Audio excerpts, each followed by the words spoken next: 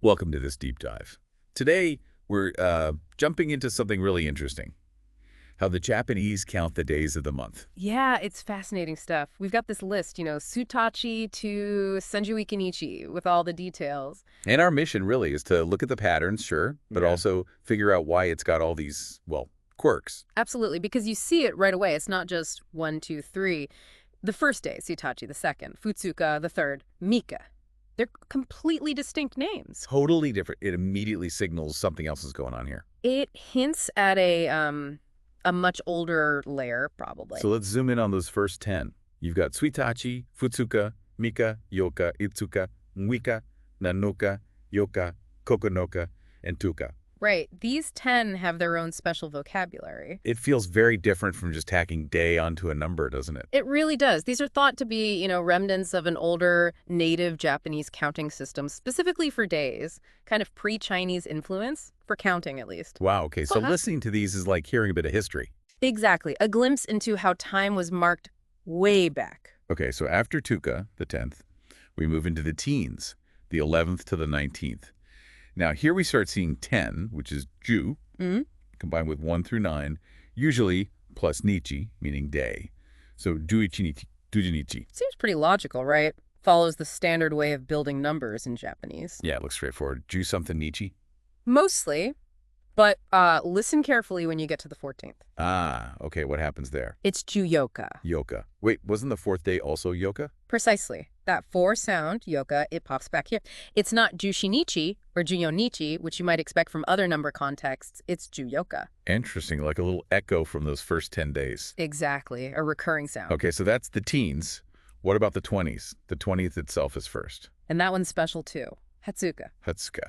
Not Nivyunichi. Nope. Hatsuka is another one of those unique, probably older day names, Right. like Sutachi or Tuka. Got it. Another historical artifact embedded in the calendar. So after the special 20th, say 21st to 29th. Then we get back to a pattern. It's 20, Niju, plus the numbers 1 through 9, and Nichi. So Nijuki Nichi, Nijunichi, Jujusanichi. Right. Makes sense. Let me guess. There's a catch. Maybe the 24th. You got it. The 24th is Nujuyoka. There it is again. Yoka. That same 4 sound treatment. Yoka for the 4th, Jiyoka for the 14th, and Nijiyoka for the 24th. Why? Why does 4 keep doing this? Is there a reason? That's a great question. The persistence of yoka is, likely due to deep-rooted phonetic habits. Maybe the standard 4 sounds, and she felt awkward or even unlucky in the specific context of counting days historically. It's like a linguistic fossil, preserving an old way of saying it just for these dates. Huh. A fossil. I like that. Okay, so after the 20s, with the recurring yoka mystery, we get to the end of the month. Yeah. The 30th and 31st. And here, things finally straighten out, you could say. Not so. It becomes very straightforward. The 30th is Sanju Nichi. 30, Sanju plus Nichi. Okay, no unique name there. And the 31st. Sanjuichi Nichi, 31. Sanjuichi plus Nichi.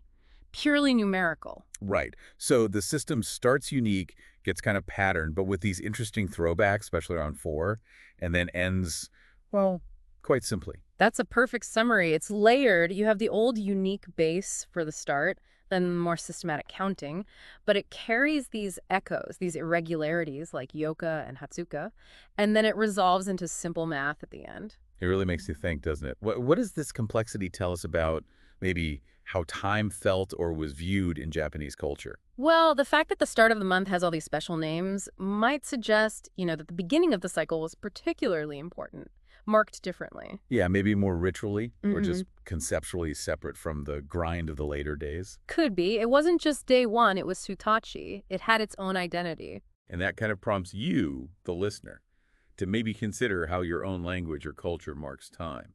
Are there similar quirks? Days or periods with special names beyond just the numbers. It's a neat lens through which to look at calendars.